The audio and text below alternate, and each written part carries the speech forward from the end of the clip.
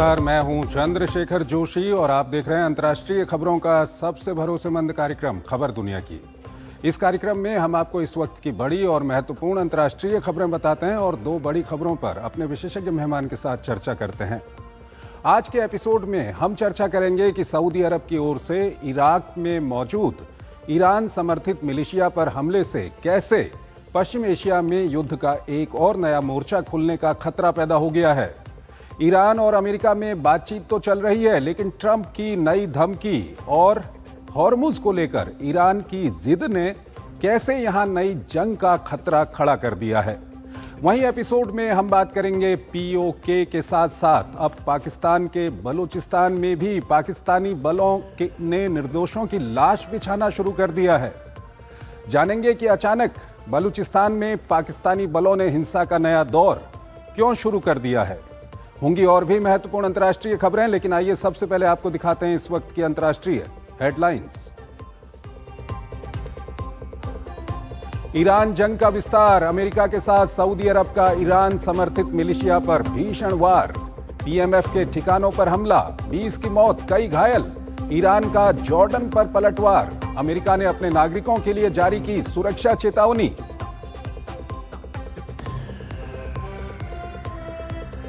Iran ने Oman के साथ मिलकर हॉर्मुज को कंट्रोल करने का प्रस्ताव किया खारिज। सिर्फ ईरान का नियंत्रण नहीं चाहता है ओमान। ईरान बोला जलमार्ग हमारा, संसद में कानून लाने की तैयारी। तेज हो रहे युद्धों के बीच राष्ट्रपति ट्रंप की इजरायली पीएम नेतन्याहू और यूक्रेनी राष्ट्रपति ज़ेलेंस्की से मुलाकात। व्हाइट हाउस ने बैठक को बताया सकारात्मक। ज़ेलेंस्की बोले अमेरिका लंबी दूरी की मिसाइल देगा।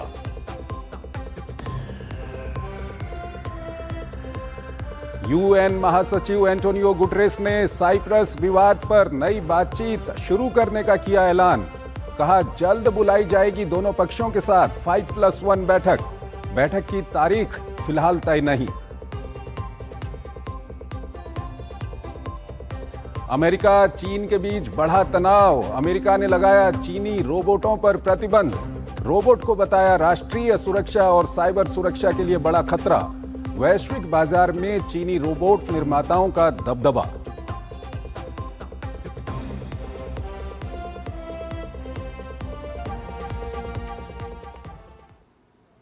और आइए आपको पहली बड़ी खबर की ओर लिए चलते हैं। पश्चिम एशिया में जारी संघर्ष अब और व्यापक होता नजर आ रहा है।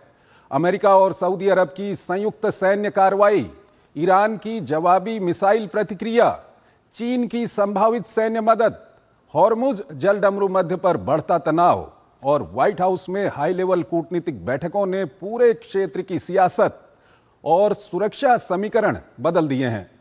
देखिए खास रिपोर्ट और फिर इस पर अपने विशेषज्ञ मेहमान से हम चर्चा करेंगे।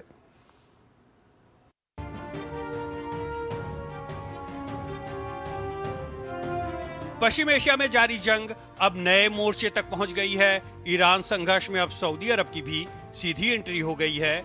अमेरिका के साथ मिलकर सऊदी अरब ने इराक में ईरान समर्थित पॉपुलर मोबिलाइजेशन फोर्स यानी पीएमएफ के ठिकानों पर हमले किए हैं।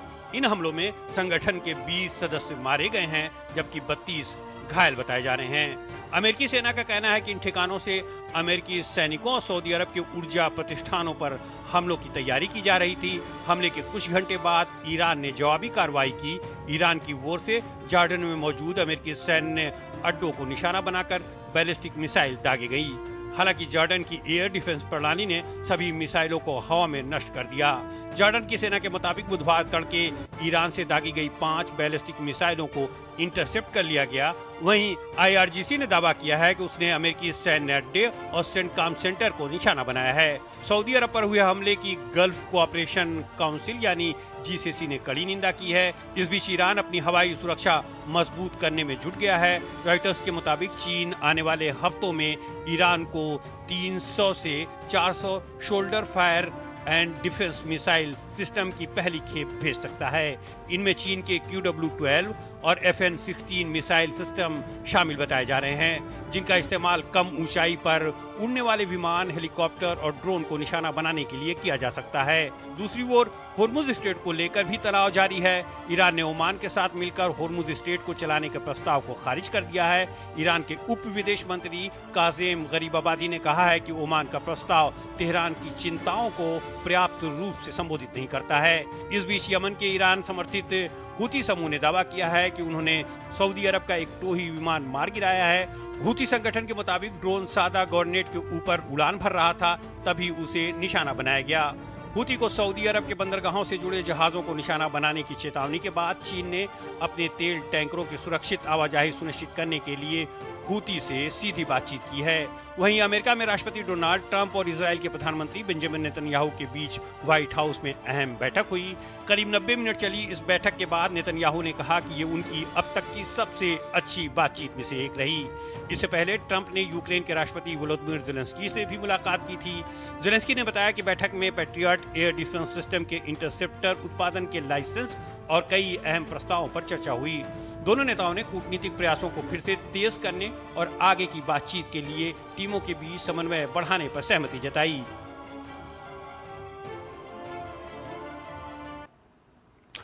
और इस खबर पर और बात करने के लिए हमारे साथ जुड़ रहे हैं retired lieutenant general Sanjay Kulkarni, former DG infantry, विदेशी मामलों के जानकार, सामरिक मामलों के जानकार।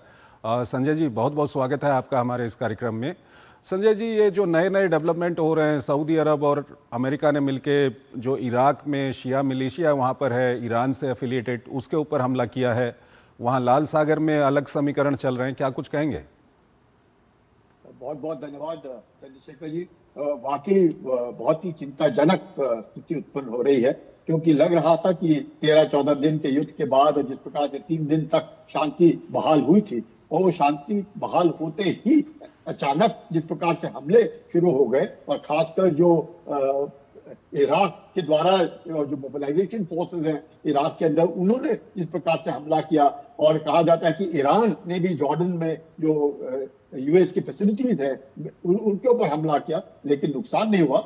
लेकिन ये एक बात जरूर सामने आती है कि कहीं ना कहीं पर सऊदी अरेबिया को लेकर के जिस प्रकार से सऊदी अरेबिया के ऊपर ये जो प्रॉक्सी फोर्सेस है जो इराक के अंदर है, ये हमास नहीं है, ये हिजबुल्लाह नहीं है, ये हूदी नहीं है, ये पॉपुलर मोबिलाइजेशन फोर्सेस जो इराक के अंदर ऑपरेट करे, उन्होंने जिस प्रकार से हमला किया है सऊदी अरेबिया के ऊपर, ये जरूर दर्शाता है कि जब अपने को लगता है कि कहीं ना कहीं अमेरिका के द्वारा इस तरह के स्टेटमेंट दिए जाते हैं, ये अच्छी वार्तालाप हो रही है, उम्मीद कर सकते हैं कुछ, तो तुरंत कुछ ना कुछ करके IRGC के द्वारा कहीं ना कुछ इस प्रकार से, चाहे स्टेट ऑफ होर्मुज में ले लीजिएगा, 3 टैंकरों को बर्बाद कर दिया, यहाँ बबल मंदेब रेड सी में देखिएगा तो एक अपना सऊदी का टैंकर बर्बाद कर दिया। तो ये सब दर्शाता है कि कहीं ना कहीं एक कश्मकश चल रही है, या तो लीडरशिप को लेकर के कश्मकश हो रही है, या परेशानी है, क्योंकि वाहिदी जो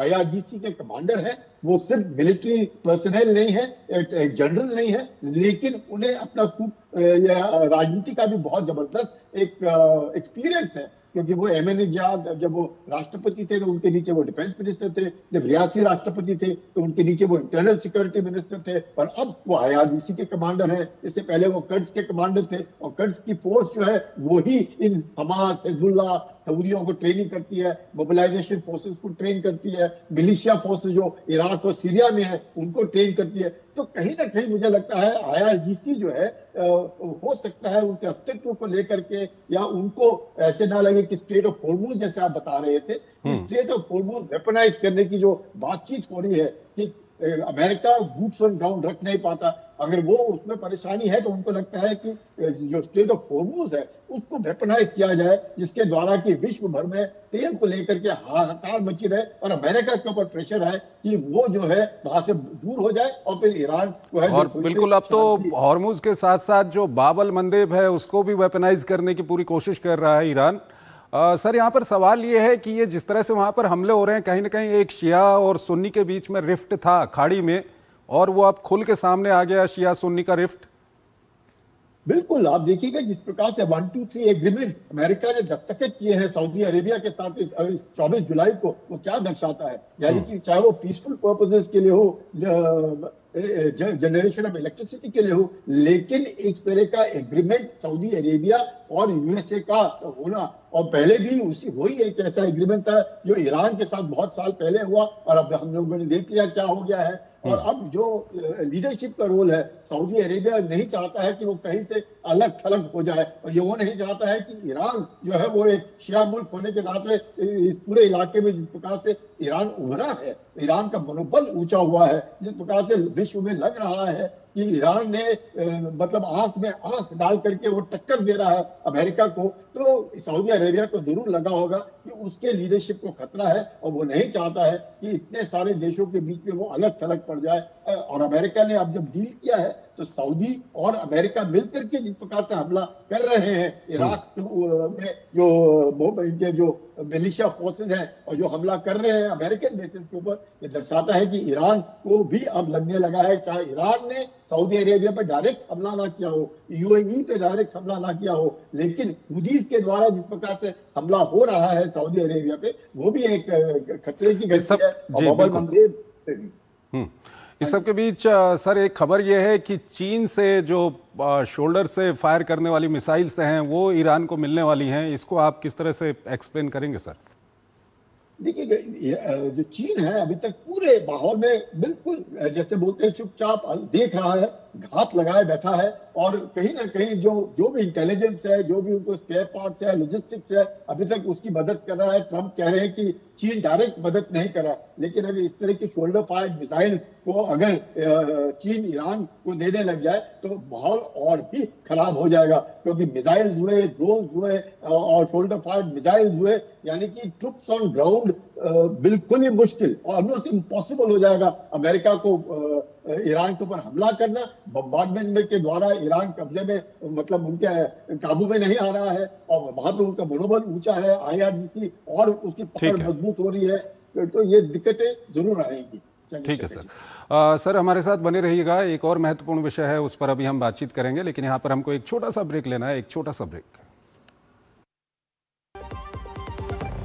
पता है लोग अक्सर मुझसे पूछते हैं कॉल सेंटर का स्टेडी जॉब क्यों छोड़ा? I wanted more out of life, बस मैंने अपना स्टार्टअप शुरू किया। जानना चाहोगे कैसे?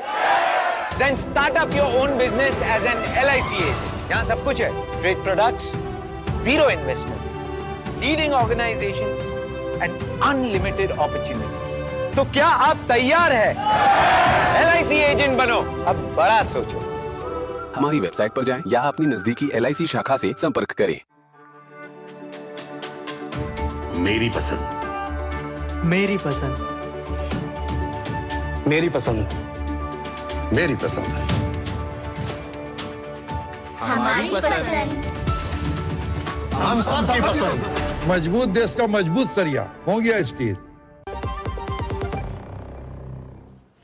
स्वागत है आपका ब्रेक के बाद अगली बड़ी खबर की ओर आपको लिए चलते हैं। पाकिस्तान में हिंसा का दायरा लगातार बढ़ता जा रहा है।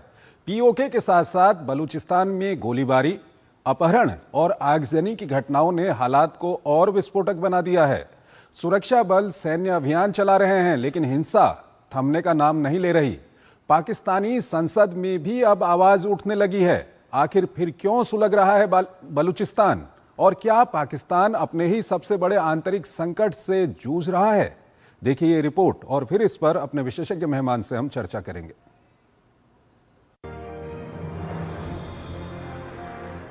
आतंकवाद को पालने पोसने वाले पाकिस्तान की अपनी ही नीतियां अब उसके लिए सबसे बड़ी मुसीबत बनती जा रही हैं।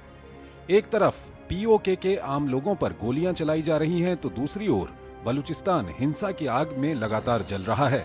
बलूचिस्तान जहां हर दिन गंभीर होते हालात की एक नई कहानी लिखी जा रही है। कहीं गोलियों की गूंज है, कहीं अपहरण की वारदातें, तो कहीं आगजनी और खून खराबे की तस्वीरें। सड़कों पर फैली दहशत और लोगों के चेहरों पर छाया डर पाकिस्तान के अशांत प्रांत की हकीकत बयां कर रहा है। अब हालात ये हैं कि आम नागरिक तो दूर, सुरक्षा देने वाले पुलिस अधिकारी भी महफूज नहीं हैं। बलूचिस्तान के बारखान में दिन दहाड़े हथियारबंद हमलावरों ने पुलिस उपाधीक्षक मरीद बुक्ति को निशाना बनाया। पहले से ही घात लगाए बैठे हमलावरों ने उन्हें घेर लिया और गोलियों से छलनी कर दिया। इस हमले में उनके साथ मौजूद एक पुलिसकर्मी भी घायल हो गया। आजाद बलूचिस्तान की मांग और अलगाववादी संगठनों की गतिविधियों से परेशान पाकिस्तान अब सैन्य ताकत के सहारे हालात काबू करने की कोशिश कर रहा है। बलूचिस्तान के खुजदार जिले में सुरक्षा बलों ने जमीनी और हवाई अभियान तेज कर दिया है। वाद, ओरनाच और जहरी इलाकों में सैन्य हेलीकॉप्टरों से शेलिंग और बमबारी की खबरें सामने आई हैं। लेकिन इन अभियानों के बीच सबसे बड़ा सवाल आम लोगों की सुरक्षा को लेकर उठ रहा है। ताजा गोलाबारी में एक नागरिक की मौत की खबर है। वहीं केच के तुर्बत में हथियारबंद लोगों ने 6 मजदूरों का अपहरण कर लिया, जबकि एक मजदूर की हत्या कर दी गई। वहीं खुजदार के करख इलाके में सिंचाई परियोजना में काम कर रहे 4 लोगों को अगवा कर लिया गया। चागी जिले में हथियारबंद हमलावरों ने 7 मालवाहक वाहनों को आग के हवाले कर दिया। तेल टैंकरों और ट्रेलरों से उठती लपटों ने पूरे इलाके में दहशत फैला दी। यानी निशाने पर सिर्फ इंसान नहीं बल्कि इलाके की अर्थव्यवस्था और आवाजाही भी है। उधर नौशकी में सुरक्षा बलों की चौकी पर हमले के बाद तनाव और बढ़ गया। बिगड़ते हालात को देखते हुए प्रशासन को सख्त कदम उठाना पड़ा। नौशकी में 31 जुलाई तक कर्फ्यू लागू कर दिया गया है। बलूचिस्तान और खैबर पख्तूनख्वा में बढ़ती हिंसा ने पाकिस्तान की अंदरूनी राजनीति में भी हलचल पैदा कर दी है। अब पाकिस्तान की संसद के भीतर से ही सरकार और सेना की रणनीति पर सवाल उठने लगे हैं। मैं आप हजरात को 10 बस्ता गुजारिश करता हूं, खुदारा खैबर पख्तूनख्वा, बलूचिस्तान और मजलूम कौमों पर रहम करें। आप इस मुल्क को तोड़ने न जाएं, ये मुल्क टूटने जा रहा है। अगर यही हालात रहे तो हम कल शायद एक दूसरे के पासपोर्ट का इंतजार करेंगे। बलूचिस्तान की हिंसा कोई नई कहानी नहीं है। ये संघर्ष दशकों पुराना है, लेकिन हालिया घटनाओं ने एक बार फिर दुनिया का ध्यान इस अशांत प्रांत की ओर खींच लिया है। प्राकृतिक संसाधनों से भरपूर बलूचिस्तान आज भी विकास के बजाय डर और हिंसा की खबरों के लिए ज्यादा सुर्खियों में है। एक तरफ जमीन पर बढ़ते हमले हैं, दूसरी तरफ संसद के अंदर से देश टूटने की चेतावनी। लेकिन सवाल अब भी कायम है, क्या सिर्फ बंदूक और कर्फ्यू से बलूचिस्तान की आग बुझाई जा सकती है?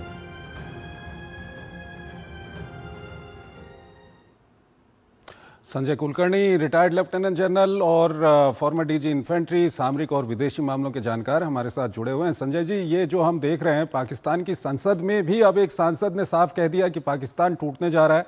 बलूचिस्तान, POK, खैबर, ये सब अलग अलग होने जा रहे हैं। क्या कुछ कहेंगे आप? कोई शक नहीं चंद्रशेखर जी कि लगातार जिस प्रकार से पाकिस्तान की फौज पाकिस्तान के अंदर ये कह करके कि वो खारिज है, कुछ अलग अलग नाम दे करके ये सब आतंकवादी हैं, ये समझ नहीं पा रहे पाकिस्तान कि पंजाबियों के जो एक पकड़ है पाकिस्तान के अंदर, चाहे वो बलूचिस्तान को लेकर के हो, चाहे खैबर पख्तूनख्वा को लेकर के हो, या फिर POK को लेकर के हो, उसको लेकर के पाकिस्तान के अंदर जरूर जबरदस्त आक्रोश है। और बलूचिस्तान तो शुरुआत से ही जिस प्रकार से वो एक प्रोविंस बना, सबसे बड़ा प्रोविंस, और सिर्फ 5% की आबादी, तकरीबन 85% बलूचिस्तान में बलूचिस्तान लिबरेशन आर्मी और उनका पूरा कंट्रोल, वहां पर पाकिस्तान की हुकूमत ही नहीं चल रही है। ये हालात पाकिस्तान के, और पाकिस्तान उनको दुश्मनों के माफिक हवाई जहाज के द्वारा, अटैक हेलीकॉप्टर्स के द्वारा जिस प्रकार से हमला करा है। अभी 32 आदमी मार दिए, 24 आदमी खैबर पख्तूनख्वा में, 8 आदमी बलूचिस्तान के अंदर, 14 आदमी POK के अंदर इलेक्शन के वक्त। तो इस तरह की जो हालात पाकिस्तान के अंदर है, इसमें कोई शक नहीं कि पाकिस्तान टूटने की तादाद पर है। और 71 में भी उर्दू को लेकर के जिस प्रकार से बांग्लादेश अलग हुआ था, उसी माफिक वही पंजाबी अब इस तरह के हालात पैदा कर रहे हैं कि बलूचिस्तान अलग होगा, खैबर पख्तूनख्वा अलग होगा, और यहाँ पे ये जो पाकिस्तान ऑक्यूपाइड कश्मीर है, ये पूरा का पूरा कहीं ना कहीं पाकिस्तान से अलग होने की कोशिश कर रहा है। क्योंकि उन्होंने देखा है ह्यूमन राइट वायलेशन, उनके साथ बिल्कुल एक सौतेला स्वभाव जो उनके साथ स्वभाव किया जा रहा है, उसके कारण आज ये हालात पाकिस्तान के अंदर है। और जिस प्रकार से आसिम मुनीर तो ये समझ करके कि नहीं ये तो आतंकवादी है, इनको आतंकवादियों के माफिक ही इनको मारना चाहिए, इनको गोले से भूनना चाहिए, नहीं होगा। डिपार्टमेंट से आतंकवादी सोच करके, ये अगर पाकिस्तान सोचता है उनके आदमी है तो उन्हें आदमियों की तरह उनके साथ ताल्लुका होने चाहिए, बनिस्बत उन्हें एक जानवरों के माफिक और नंबर 2 सिटीजन के माफिक। और जिस प्रकार से खैबर पख्तूनख्वा में 24 आज, और यही कारण है कि बलूचिस्तान के अंदर जजेस के ऊपर और पुलिस के ऊपर हमला किया जा रहा है कि जिस प्रकार से जो भी आदेश देते हैं वहां पे, क्योंकि पाकिस्तान का कंट्रोल है, तो आदेश जो अभी आते हैं कोर्ट से वो सिर्फ पाकिस्तान के सिक्योरिटी फोर्सेस के फेवर में जाते हैं, ये दिखाने के लिए कि बलूचिस्तान में सारे के सारे आतंकी हैं। यही कारण है कि बलूचिस्तान लिबरेशन आर्मी जो है अब लगातार पाकिस्तान के ऊपर दबाव डाल रहा है, इंटरनेशनल रिकग्निशन मांग रहा है और कह रहा है कि हम अपना पासपोर्ट, अपना करेंसी और अपना सब कुछ करेंगे और पाकिस्तान से अलग हो जाएंगे। सर, आपसे ये भी जानना चाहेंगे, ये जो हालात बने हुए हैं इसमें पाकिस्तान के एक ही प्रांत का दबदबा पूरे पाकिस्तान में होना, ये कितना बड़ा कारण है? यही कारण है चंद्रशेखर जी, बिल्कुल यही कारण है। पाकिस्तान की फौज में यहाँ पे तकरीबन 95% लोग सिर्फ एक ही कौम के हैं, पंजाबी रहे, उनको बिल्कुल भी किसी से लेना देना नहीं है। वो उनको लगता है ये मतलब उनके साथ जो दुर्व्यवहार पाकिस्तान की फौज करती है, और सब जगह पाकिस्तान की फौज ही है जहाँ पे जाती है, पाकिस्तान की फौज और पाकिस्तान का आतंक एक ही है, लेकिन वो इनको बोल रहे हैं। और लगातार अभी 1950 से लेकर के जो इस प्रकार से बलूचिस्तान जब पाकिस्तान ने उसको हड़पा, वो भी जिना के द्वारा, जिना जो थे वो ही कह रहे थे बलूचिस्तान को कि वो आजाद रखेंगे आजादी के वक्त, और जैसे ही उन्होंने ही उसको पकड़ करके अपने आप में कब्जा कर लिया। तो ये तब से लेकर के आज तक बलूचिस्तान में जो एक तरीके से मैं कहूँगा लहर है आज़ादी की, और वो हमें पाकिस्तान से अलग हटने की, खिलाफत खान के वक्त से लेकर के ये जो चल रहा है वो आज तक नहीं। और मुशर्रफ ने तो बहुत ही बुरा हाल किया इनके साथ, और उसके बाद मुफ्ती के साथ, और अब जिस प्रकार से आसिम मुनीर उनको दुश्मन समझ करके मार रहे हैं और पंजाबी जो है उनको दुश्मन समझ रहे हैं, यही कारण है कि पाकिस्तान के अंदर बलूची हुए, पठान हुए, पाकिस्तान ऑक्युपाइड कश्मीर के लोग हुए, वो पाकिस्तान में अब रहना नहीं चाहते और अलग होना चाहते हैं, इसमें कोई शक नहीं है। और वो अलग हो करके दिखाएंगे, ये भी पाकिस्तान को समझ आना चाहिए, और हो करके रहेगा चंद एक सालों के अंदर। सर, इसमें ये भी आपसे जानना चाहेंगे कि जो बलूच हैं और जो पठान हैं उनकी संस्कृतियां अलग अलग हैं, लेकिन हाल के दिनों में पाकिस्तानी फोर्सेस ने जिस तरह से वहां पर बर्बरता की है, ये दोनों एक साथ आ गए हैं, और ये पाकिस्तान के लिए कितनी बड़ी चुनौती है? खैबर पख्तूनख्वा में जिस प्रकार से लगातार पाकिस्तान ये कहता है तहरीक तालिबान पाकिस्तान, तहरीक तालिबान पाकिस्तान, और वहां पे तालिबान, ये सारे के सारे कोई भी अफगानिस्तान के साथ नहीं, ये वो ही लोग हैं जो पाकिस्तान ने पाले, पाकिस्तान की फौज ने बनाए, और उन्होंने ही अब सिक्योरिटी फोर्सेस के बरखिलाफ आवाज उठाई है। बलूचिस्तान लिबरेशन आर्मी वही कारण है, वो जो लड़ रहे वही है। पाकिस्तान ऑक्युपाइड कश्मीर में भी जिस प्रकार से आप देख रहे हैं कि किस प्रकार से JAC लगा हुआ है, तो ये जो पूरा का पूरा मसला हो रहा है पाकिस्तान के अंदर, वो सब पाकिस्तानी ही है आज की तारीख तक। अब सब पाकिस्तान के अंदर और पाकिस्तान के अंदरूनी हालात को देखते हुए जिस प्रकार से उनके साथ भेदभाव किया जा रहा है, जिस प्रकार से उनको कुछ खाने पीने की किल्लत लगी हुई है, तेल नहीं, पानी नहीं, बिजली नहीं, पढ़ाई नहीं, कुछ नहीं, तो ऐसे हमें सिर्फ और सिर्फ पंजाब, सिर्फ और सिर्फ पंजाब और सिर्फ पंजाबी ही पाकिस्तान की फौज के अंदर, और टॉप लीडरशिप में भी सिर्फ पंजाबी ही है।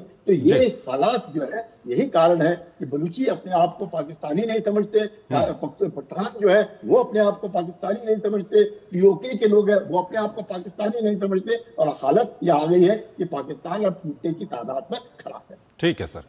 संजय जी, बहुत बहुत शुक्रिया आपका, आप हमारे इस कार्यक्रम में जुड़े और दोनों ही महत्वपूर्ण विषयों पर आपने अपना महत्वपूर्ण विश्लेषण हमारे दर्शकों के साथ साझा किया।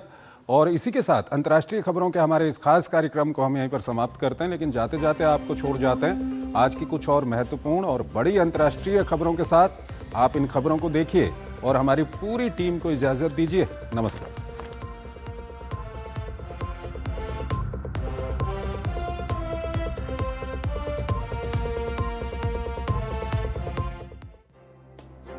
अमेरिकी सेना के एक पूर्व सैनिक की विमानन कंपनियों पर सूडान के अर्धसैनिक बल आरएसएफ को गुप्त रूप से हथियार, भाड़े के सैनिक और ड्रोन सप्लाई करने का गंभीर आरोप लगा है। संयुक्त राष्ट्र की ओर से तैयार की जा रही एक रिपोर्ट के अनुसार इस विमान को इस्तेमाल चाड और लीबिया के रास्ते दारफुर क्षेत्र में हथियारों की तस्करी के लिए किया जा रहा था। खबर है कि सूडानी सेना ने इस सीक्रेट नेटवर्क पर बड़ी कार्रवाई करते हुए दारफुर के न्याला हवाई अड्डे पर खड़े एक संदिग्ध बोइंग 737 विमान को बमबारी कर नष्ट कर दिया। अंतर्राष्ट्रीय प्रतिबंधों के उल्लंघन के इस मामले में अमेरिकी प्रशासन और सुरक्षा एजेंसियां आरोपी ठेकेदार के इस पूरे अवैध लॉजिस्टिक्स नेटवर्क की जांच कर रही हैं। रूस की संघीय सुरक्षा सेवा FSB ने टेलीग्राम के संस्थापक पावेल दुरोव पर आतंकवादी गतिविधियों में सहयोग करने का आरोप लगाया है और उनकी गिरफ्तारी के लिए अंतर्राष्ट्रीय वारंट जारी किया है। FSB ने कहा कि ये आरोप टेलीग्राम द्वारा उस सामग्री को हटाने में विफलता से संबंधित है जिसका उपयोग यूक्रेनी विशेष बलों और आतंकवादी एवं चरमपंथी संगठनों द्वारा रूस के भीतर तोड़फोड़ और आतंकवाद, सामूहिक हत्याओं और साइबर धोखाधड़ी की घटनाओं की तैयारी और समन्वय के लिए किया जाता था। UN महासचिव एंटोनियो गुटेरेस ने साइप्रस विवाद पर नई बातचीत शुरू करने का ऐलान किया है। उन्होंने कहा कि ग्रीक साइप्रियट और तुर्की साइप्रियट नेताओं के साथ 5+1 बैठक जल्द बुलाई जाएगी। इस बैठक में दोनों पक्षों के नेताओं के अलावा ग्रीस, तुर्की और ब्रिटेन के प्रतिनिधि शामिल होंगे। हालांकि बैठक की तारीख अभी तय नहीं हुई है। इन 3 देशों का नाम 1960 में तब तय किया गया था जब यह द्वीप ब्रिटेन से आजाद हुआ था। ट्रंप प्रशासन ने नए चीनी रोबोट और पावर इन्वर्टर के आयात पर प्रतिबंध लगाने की घोषणा की है, जिसका उद्देश्य राष्ट्रीय सुरक्षा खतरों से अमेरिकी AI के विकास की रक्षा करना और इस क्षेत्र में काम कर रहे प्रमुख उद्योगों को वापस देश में लाना है। वहीं चीन ने अमेरिका की पाबंदियों का विरोध किया है। चीन के विदेश मंत्रालय ने कहा कि चीन अपनी कंपनियों के अधिकारों और हितों की मजबूती से रक्षा करने के लिए जरूरी कदम उठाएगा। क्वांटास की 24 घंटे की मैराथन टेस्ट फ्लाइट ने मेलबर्न से टूलूज तक बिना रुके 24 घंटे 24 मिनट की उड़ान भरकर इतिहास रच दिया है। यह उड़ान प्रोजेक्ट सनराइज का हिस्सा है। विमान ने 23,075 किलोमीटर की दूरी 24 घंटे और 24 मिनट में तय की। यह फ्लाइट मेलबर्न से चलकर प्रशांत महासागर, अमेरिका और कनाडा के ऊपर से होते हुए फ्रांस के टूलूज में उतरी। यह विशेष रूप से संशोधित एयरबस A350 1000 EOLR विमान था, जिसमें अतिरिक्त ईंधन टैंक जोड़ा गया है।